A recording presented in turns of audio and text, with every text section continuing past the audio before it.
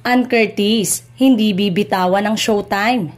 Ito ang diretsahang sagot ng aktres. As I told my Showtime family during a private conversation, I will never leave it Showtime. Been with them since day one and will be them until the day comes that the show has to say goodbye. But for now, balik pag-arte muna ako. Matagal-tagal nang hindi napapanood si Ann sa show at si Bella naman consistent na napapanood ngayon pero itinanggi na may katotohanan ng balitang lumalabas. Tulad ni Vice Ganda, si Ann ang isa sa mga haligi ng It's Showtime.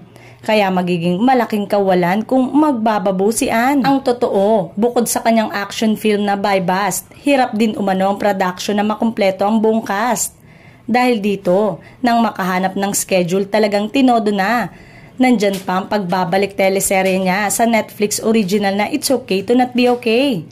Pero naniniwala ang madlang people na walang katotohanan na mamamaalam na si Ann sa It's Showtime dahil ilang araw ang nakalilipas nang mag-post na sa X si Ann ng Magpasika 2024 na mapapanood sa October. Ang katim niya ay sina Jugs, Jugueta, Teddy Corpus. Excited pa siya sa caption na, "Yahoo, let's go boys!"